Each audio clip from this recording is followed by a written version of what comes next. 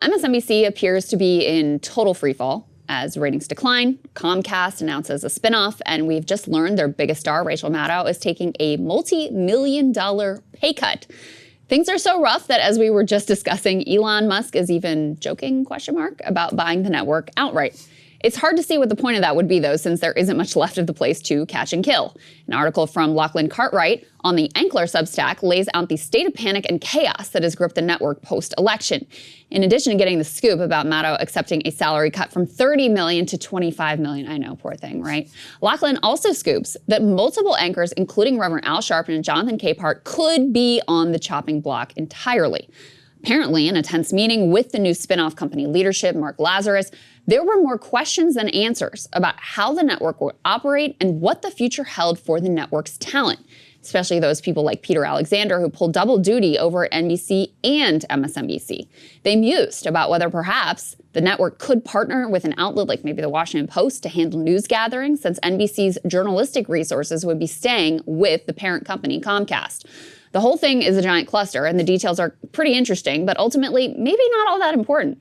Because while the network might continue for some time in some form or another, it may look and feel something like what MSNBC has been. That previous network is now dead.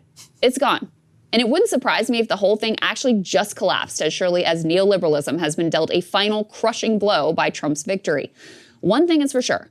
MSNBC will no longer serve the role that it once did as perhaps the most significant space of liberal consensus making. Here, like nowhere else, consent was manufactured among the Democratic Party's liberal base with a worldview and tactical philosophy that was dictated by the party's elites. No more. With its worldview and credibility shattered, it will now, at best, be one among many competing ideological spaces alongside riffraff like yours truly and many others in the alternative media space. And you know what's funny? It wasn't actually Donald Trump who put the final nail in MSNBC's coffin, though he certainly helped hasten their decline. The crushing blow came from some of the network's biggest stars, Joe Scarborough and Mika Brzezinski. With a single act of cowardly self-preservation and capitulation to Donald Trump, they revealed to the entire MSNBC liberal audience what a bunch of spineless frauds they actually are. When they decided to turn on a dime from calling Trump Hitler to voyaging to Mar-a-Lago to kiss the ring, they nuked not only their credibility, but that of the entire network, exposing in a single act how their entire cosplay, a brave resistance over 8 years, was really just for show and for personal benefit. Last week for Krystal, Kyle, and Friends, I interviewed a former Morning Joe regular, Steve Schmidt, and he was scathing in his assessment of what that pair had become. Take a listen. And there's additional reporting, and I wrote about it today from Puck News, that the motivation, of course, for this is fear. They're terrified.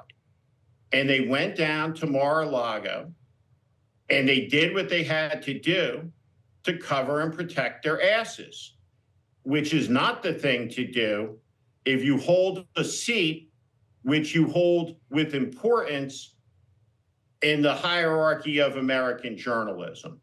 So Mika justified this by saying Zbigniew Brzezinski, a Pole, the Jimmy Carter era national security advisor, would have appreciated this because he was a diplomat, and he would have processed this as a diplomatic act. Nonsense. He would have regarded it as a capitulant act. He would have seen it for exactly what it was. And it has created a profound crisis of credibility at MSNBC, which actually won't exist for very much longer at all as we enter into the early hours of the Trump administration. Crisis of credibility. Let me just take a little bit of time to explain why Joe and Mika's act was so devastating, because that matters for what is going to happen next. So MSNBC had a particular ideology and worldview in the Trump era, which was very tightly controlled. This worldview had two central tenets. Number one, opposition to Trump is everything. Every issue position is defined in reaction to Trump. Every candidate is analyzed in relation to how they feel about Trump. This is how you end up with a bizarro world in which Liz Cheney's a hero because she hates Trump, and white working class men writ large are villains because they tend to vote for Trump.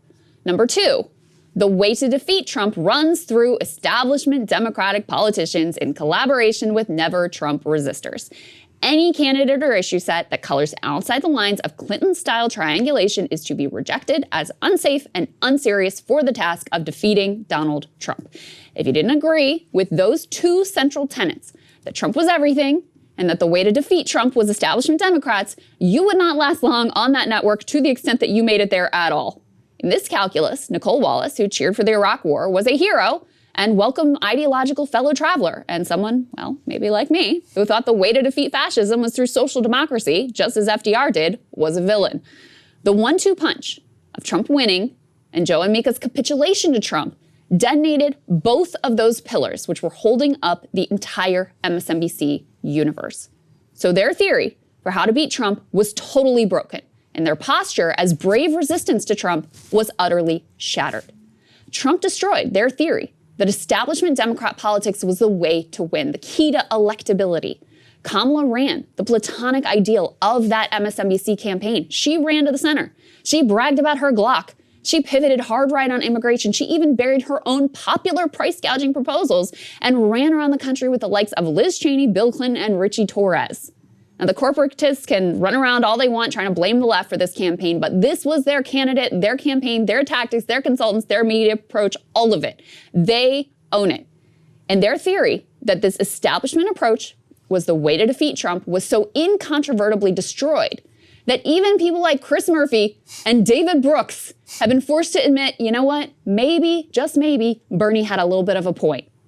Joe and Mika's decision to run to Trump to bend the knee provided the death knell for the other pillar of the MSNBC worldview, that resistance to Trump is everything. If the network is no longer about opposing Trump, what is this network about at all? The whole thing, including the universe of heroes and villains and which issues matter and which don't, all of that depended on Trump as the ultimate final boss of politics. It's what could unify Joy Reid and Chris Hayes, who are more or less left liberals, with Republicans like Nicole Wallace and Joe Scarborough. Now Joe and Mika are running around talking about working on common ground with Donald Trump. What common ground could there be with a man that weeks ago they were calling literal Hitler? Unfortunately, as Adam Johnson writes, there are actually plenty of areas where Joe and Mika and other establishment Democrats may be happy to collaborate with Trump in all of the worst ways possible. After all, Morning Joe was as deranged as any program when it came to cracking down on pro-Palestine protesters, smearing them as anti-Semitic, demanding crackdowns on speech. Some Democrats already happily handing Trump power to dismantle any nonprofit group he deems to be supporting terrorism. Already, of course, we've seen Democrats accept the Trumpian worldview that pins the nation's ills on immigrants and seeks a brutal crackdown on migration. I'm sure they'll be happy to find common ground as well on social safety net cuts of the type contemplated by Elon. After all, Morning Joe is the same show that slobbered all over Paul Ryan and treated him like the golden boy of politics. I am quite confident Joe and Mika will also be happy to cheerlead the next war as well, since they've, I think, literally never seen a war they didn't think we should endlessly fight. And of course, they can find common ground in their obsession with power. Trump in having it, Joe and Mika in orbiting, flattering, and groveling at its feet. Now, whether their show even continues in the new post-spinoff world in order to explore all of this copious common ground, well, that's another question, since already, even as the shows continue, in truth, only rubble remains after the ideological underpinnings have collapsed. Now, if MSNBC was actually a liberal outlet, I would experience its death as a loss. After all, liberalism as an ideology has plenty of failings, but also some strengths. Liberal journalism has continued to make important contributions in the Trump years, and in the absence of anything approaching a mainstream anti-capitalist media, liberalism serves an important role as an adversarial force towards Trump himself and Trumpism as an ideology. Sometimes, too, genuinely brave commentary did also slip through the cracks on MSNBC. For example, it was the only place where you could find any significant criticism of the Israeli genocide in Gaza. But MSNBC's goal was not to advance a liberal ideology. It was to advance and protect a corrupt Democratic Party elite. And that's the reason why there is very little to mourn in their death. It's bitterly ironic that the very network most centered around defeating Trump did the most to grease the skids for his ascent by blocking the Bernie left populist movement, most equipped to actually rival Trump's ideological project. They wanted to beat Trump and protect their executives' class interests. Those two goals were mutually exclusive, and when it came down to it, The goal of protecting their class interests was vastly more important to them than the goal of defeating Trump. Now, the path forward for media, to me, kind of mirrors that of the country at large. Most likely, everything is just going to continue to get worse. That's the most likely outcome. The gutting of mainstream outlets, rather than leading to some flourishing of vibrant, honest, courageous, independent media, instead leads to a bunch of even more shamelessly corrupt, sycophantic slop. As liberals brush themselves off and look around, they could easily be consumed by a liberal version of the same deranged conspiracy nonsense and partisan cheerleading that right-wing influencers find so much money and success peddling. As trust in mainstream institutions faded, charlatans poured in. It feels like we're plunging deeper into a post-reality world, and liberals gave us a preview in Russiagate of how easily they could be swept up by fantasy and delusion. But Trump's win has also created a possibility for something new and better that wasn't there before. Without the liberal establishment media enforcers, what could grow organically left of center that might effectively rival Trumpism? What would that look like? What candidates could gain traction? What issues could be championed? What media outlets could gain purchase, traction, genuine sway? MSNBC was the central weapon for convincing liberals that caring about things like, healthcare, unions, wages, housing, that all of that was a luxury.